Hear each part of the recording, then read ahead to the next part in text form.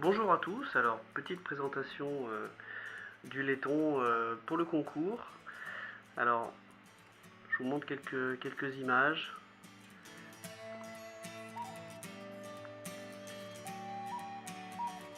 Sur tous les angles. Donc les côtes sont en morta et la partie blanche est en os. Alors on peut voir un petit défaut là pendant la construction où en fait l'os s'est cassé au moment où il y a eu l'inclusion du morta. Malheureusement je ne l'ai pas refait parce que quand je l'ai recollé ça se voyait pas, et puis finalement après ponçage on voit une légère tresse noire, mais ça reste relativement discret. Les platines sont en laiton, donc ce qui donne cette couleur dorée. Vous voyez la caméra en transparence. Donc voilà, je vous montre un petit peu. Alors c'est un bilame avec une lame que j'ai faite, que j'ai crantée.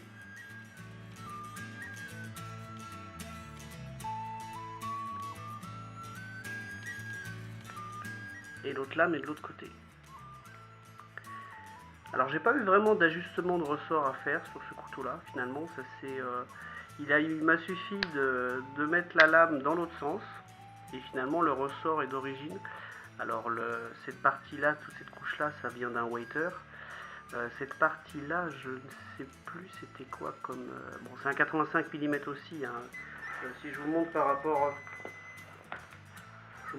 au couteau que j'ai tous les jours, hein, vous voyez c'est quand même un plus petit modèle.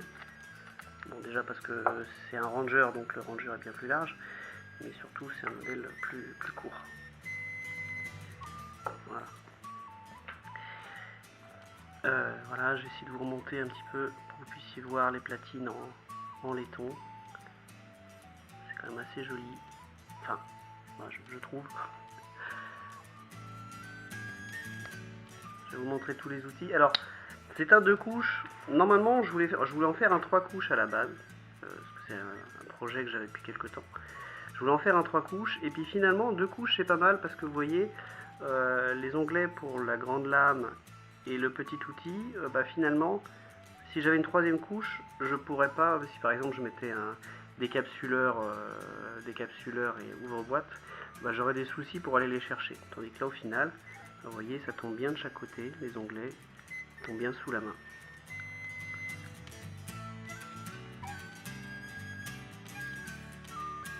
On va essayer de pas se couper, hop.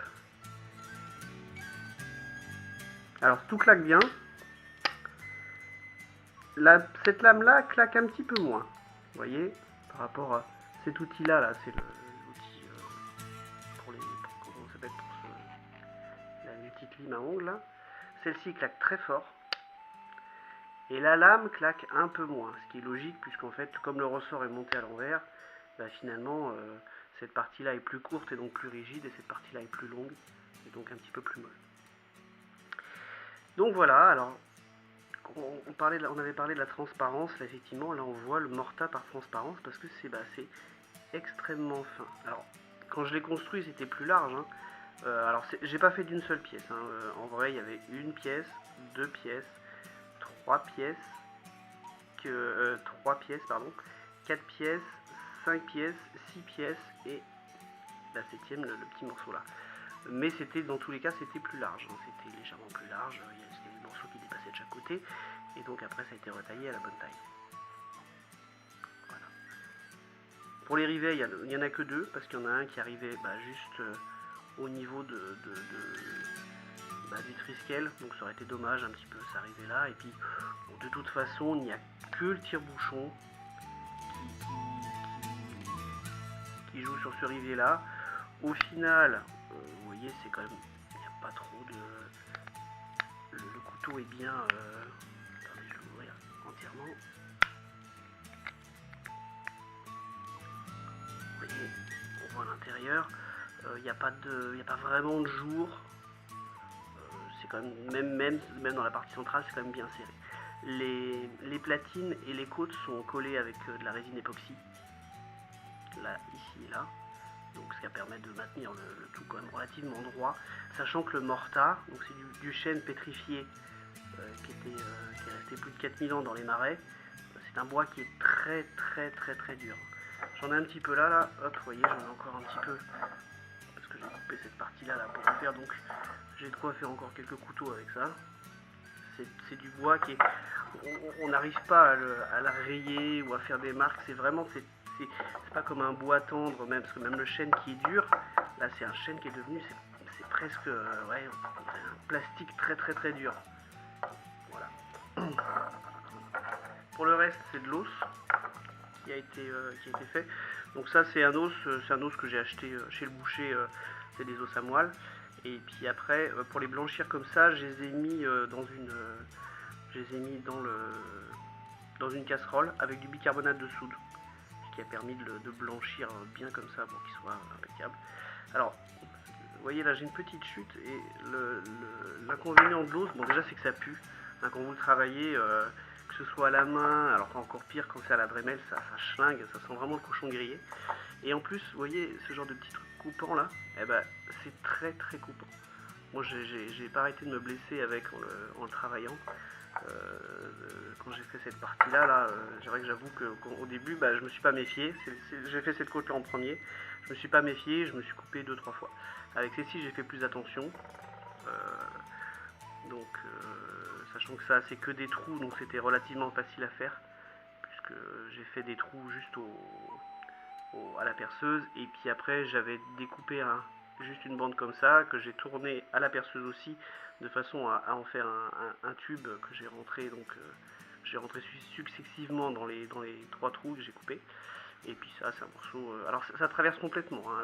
Là on le voit pas, mais c'est vraiment de l'autre côté, vous avez la même chose, ça traverse toute la plaquette. Et à la base, elle faisait 5-6 mm à peu près. Je les ai désépaissis pour le couteau. Alors pour travailler justement, pour faire ce genre de truc assez précis, c'est vrai que la difficulté c'est de trouver des outils qui arrivent à rentrer dedans. Moi j'ai des toutes petites limes, vous voyez, des limes qui sont vraiment... il y a encore de la poussière de morta dessus. J'ai toute petite lime, celle-ci aussi là, et c'est vraiment, enfin c'est la difficulté c'est de trouver vraiment ce qui va rentrer dans le trou pour pouvoir donner la forme qu'on veut. Je pense que c'est finalement la plus grande difficulté quand on travaille avec des éléments petits comme ça. Et là encore ça va parce que c'est des trous relativement réguliers, c'est pas vraiment des dessins avec des choses plus courtes. C'est quand même relativement, on va dire, facile à faire. Pardon. Pour la fabrication des platines, vous voyez, j'utilise cet outil qui est un petit peu artisanal, hein, qui a été fabriqué moi-même. Hein, c'est juste, vous voyez, d'ailleurs on voit que ça servait à plein de choses d'autres avant. Donc les platines sont alignées. Alors là j'en ai mis qu'une pour l'exemple, hein, mais normalement je les mets toutes ensemble, hein, pour être sûr que mes trous soient bien alignés. J'utilise une platine originale pour être mon modèle et pour bien aligner mes trous. Et ensuite je perce tout donc à la perceuse à colonne. Voilà, pour bien aligner mes trous. C'est vraiment le principal, c'est que les trous soient bien alignés sur les différentes platines. Sinon après à rifter c'est juste pas possible. Voilà, et une fois que c'est fait, vous voyez, j'ai mes trous qui sont bien au bon endroit. Ensuite je dessine avec un crayon, hein, simplement un marqueur ou quelque chose comme ça.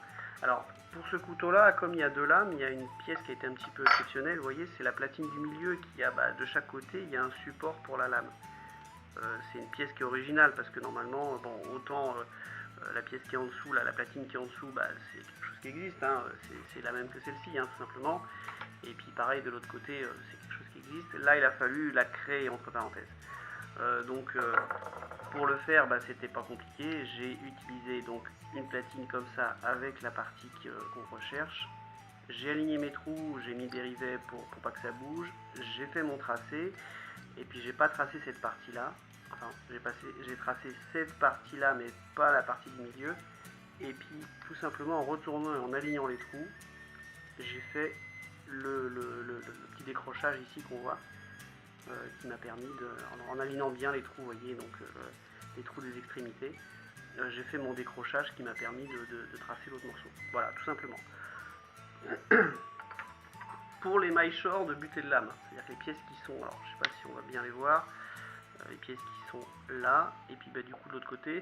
Alors au début je pensais les refaire en laiton, j'avais même préparé les pièces pour les refaire, et puis finalement ça a été plus simple, bon, par manque de temps déjà, et puis ça a été plus simple de les refaire, de retravailler en plus j'en avais plein, donc j'en ai retravaillé qui existaient déjà. Du coup là c'est pareil, pour les retravailler, bah tout simplement, parce que là vous voyez il n'y a pas d'œillet. J'ai retiré les œillets que je trouvais pas, je suis pas très fan des œillets. Donc ici bah tout simplement je l'avais aligné et je l'ai coupé. Et puis de l'autre côté, donc sur l'autre partie de la lame, bah, j'ai fait la même chose, sachant qu'en vrai, on enlève un tout petit peu plus. Alors là, j'avais aligné avec le ressort hein, pour être sûr que je sois bien aligné, parce que là, je suis pas comme, c'est pas comme ici où où je m'appuie sur la forme. Là, il a fallu que je le monte en fait, que je monte de manière temporaire, et puis bah voilà, j'ai retaillé toute la partie, je vais essayer de me rapprocher un petit peu, toute la partie qui dépasse. Voilà, donc c'est comme ça que j'ai pu faire ça. Alors à la base cette partie là, vous voyez l'hermine, je voulais la faire dans comment ça s'appelle, de l'huître, tout simplement de la nacre d'huître. Une huître que j'avais ramassée sur les plages de Bretagne à Cancale. Bon, malheureusement l'huître, j'ai essayé de la travailler, ça s'effrite, ça se travaille pas, enfin après j'aurais peut-être pu trouver un autre coquillage, une nacre plus solide, mais ça s'effrite énormément, et au final vous voyez je pense que c'est plus joli avec de l'os. Bon, c'était pour le symbole, hein, une huître bretonne, mais finalement c'est quand même plus simple avec et puis plus joli aussi je pense avec de l'os. Voilà, bah écoutez, merci d'avoir suivi jusqu'au bout, j'espère que ça vous plaît. En tout cas, j'ai pris beaucoup de plaisir à le faire. Donc, voilà. À bientôt!